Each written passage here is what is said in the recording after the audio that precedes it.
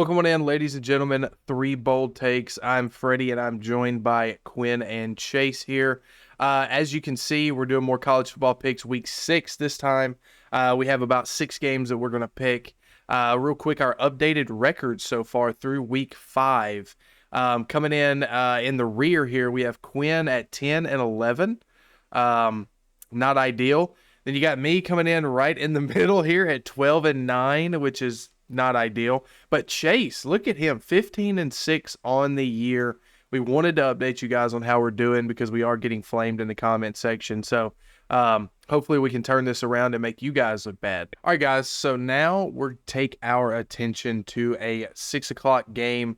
We have 2 night games that we're going to discuss. This first one is an SEC East matchup. Number 20 Kentucky travels to Athens, Georgia, and plays the number 1 Georgia Bulldogs. Georgia is a 15-point favorite at home. According to ESPN, Georgia has an 86% chance to win this game. Chase, you first. Yeah, we just got on our overreactions. Freddie's not excited with Georgia this year, guys. Personally, I am. I think Georgia's a great football team. I think they've played a good football, not elite football like they have in the past couple years, but they've played very good football so far. So you can't be mad at what they're doing. And then on the opposite side, Kentucky, they're kind of exciting a little bit. Ray Davis is absolutely going off. I think he had almost broke the Kentucky single game rushing record this past game, had 280 yards. And then you got Devin Leary, the transfer from NC State, who made NC State competitive. Go look at NC State this year and see how much they're missing Devin Leary because he is playing not crazy ball, but he is playing very, very, very good football. And they needed that after Will Levis left. So going into this game, whether y'all believe it or not, Kentucky looks like a little brother, seems like a little brother, but this game is always weirdly close. Last year it was 16-6. The year before is 30-13. Year before 14-3. It's a very competitive ball game. Kentucky is a very competitive team. Now, the question remains, is Kentucky the same as Penn State? We'll answer that at a later date, guys. I don't know. Whatever. But I'm excited to watch this game. Freddie, you said this one is at what time? 2:30? 6 o'clock? 6 o'clock, and you're playing between the hedges. You're playing in Athens. This one's a tough one to win, right? But, you're going in, you're playing Carson Beck. They almost lost, almost coughed it up to Auburn. They played at Jordan-Hare, though. They're coming back home, man. This should be an easy win for Georgia. I'm going Kentucky. I think Kentucky can go into Georgia and take a hold of this offense. I'm looking at their schedule. I think this is the loss for Georgia. We were just talking about it on our overreactions, talking about where Georgia could cough up a slot. I think it's going to be here. Emotional game last week, and Jordan-Hare had to find a way to win it. Kirby Smart came into the press conference afterwards and said, man, it's resiliency for this team, and this is the character of a 2-time defending national champion. This Kentucky team's good. Don't sleep. Their defense is really good. Mark Stoops is a good head coach. They just don't get loved because they do way better in basketball than they do in football. But this is a good football team. And I believe this can be a 9-3 team this year and a sneaky East team as well, with the way Tennessee's playing down, the way Georgia is kind of playing mediocre so far. So I think Kentucky goes into Georgia, and it's going to be a low-scoring game. Both teams score less than 30 points, in my opinion, I believe. And I think Kentucky takes it.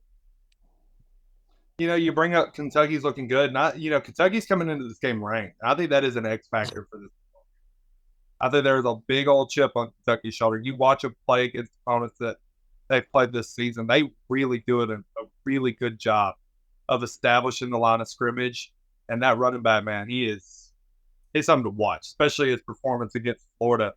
I like the way that Leary's been playing ever since he came in. Have y'all ever read book 1980? No, Quinn.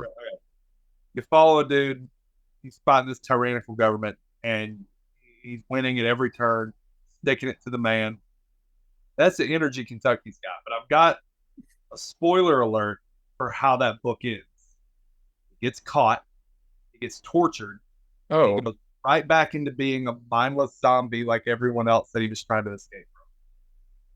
Kentucky wants to win by going into Sanford Stadium as the first ranked team that a hungry Georgia team gets to play at night and their goal and game plan to win is establish the line of scrimmage against the Georgia defensive front and run the ball while playing good enough defense to keep a very I'm not going to say elite, but a competent quarterback with an elite tight end threat from making plays late in the game to beat.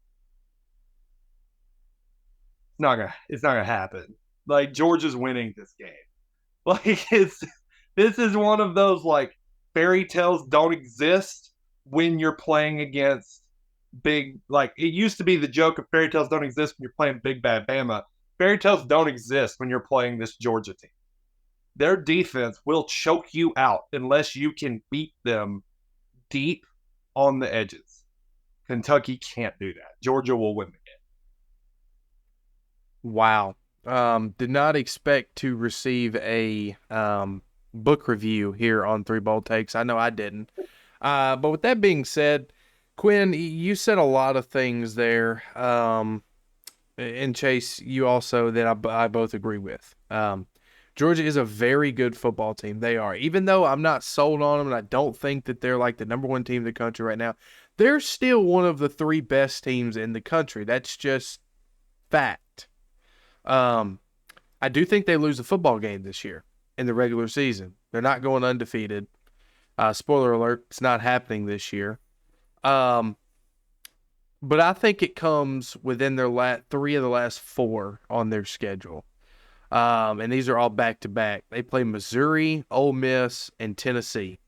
That's and then they end with Georgia Tech, as always. But the three before Georgia Tech, I think, is where you're going to find the loss because they're in back-to-back-to-back weekends, and those are all three decent enough teams that I think Georgia that they could give Georgia a game.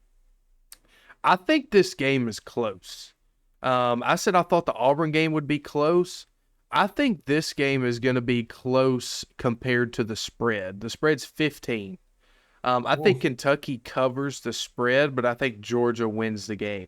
I think it'll be another sloppy game from Georgia offensively until the third quarter, like it always is. But I don't think Kentucky's going to be able to put up the points needed in order to take all of the momentum from the first half and ball it up into the second half. I think they have a good first quarter, but I think beyond that, I think Georgia starts to kind of scrape away. And then by the end of the game, you're looking at probably a 10-point win for Georgia. That's about exactly where I'm sitting spread-wise. Exactly how I think it'll play out, too. Thanks so much for watching. It's been Three Bold Takes. This has been our Week 6 predictions. We've done a plethora of these so far this week. If you like what you see, like, comment, subscribe.